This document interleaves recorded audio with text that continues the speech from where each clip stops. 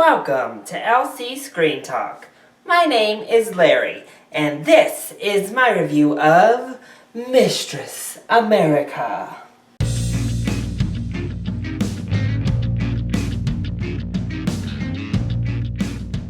So I hadn't really heard anything about this film leading into it. It is a much smaller release. You're not going to see a huge television campaign or anything. So you'll have to really be on the lookout for small theaters, dates, and times in your location if you are interested in seeing Mistress America. So I came in completely blind. I decided not to do any research going in and just let myself experience the film for what it was. And what it turned out to be was meh. I think the aim of the film is to just be what I like to call experience films.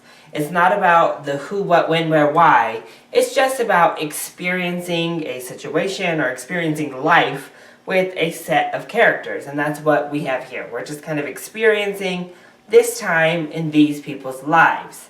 However, it's not really a successful experience film. Mostly because you don't really know how to feel about any of the characters. In honesty, this movie could have been called A Study in Narcissism because literally every single character in this film is a narcissist. All they talk about is themselves, all they care about is themselves, all they're looking out for are themselves. So it's kind of mind-numbingly frustrating to sit there and listen to some of the vapid conversation that takes place or just the complete self-centeredness of the entire film.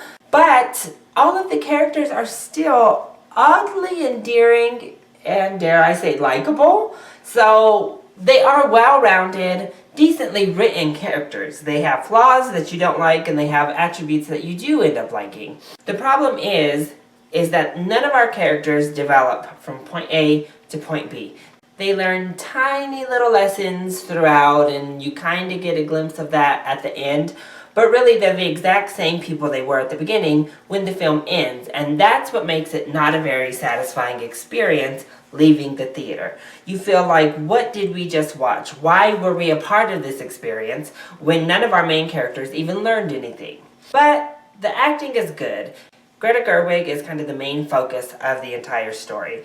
And she definitely reminds me of a tennis player that I don't really like, and that's Maria Sharapova. Her look kind of looks like her voice kind of sounds like her, and her mannerisms kind of remind me of the narcissistic ways Sharapova might act if we were to actually focus on her. But she was fine. The entire cast was fine. They did what they needed to do, and they accomplished being extremely narcissistic and likable, so kudos to everybody in the cast.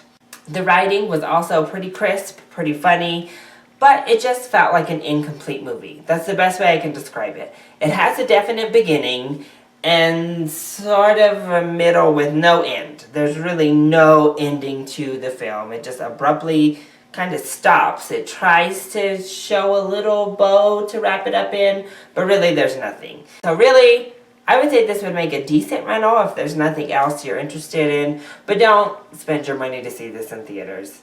So, that has been my review of Mistress America. I hope you enjoyed it. If you did, go ahead, click like down below, and subscribe to the channel so you are always up to date on our latest videos.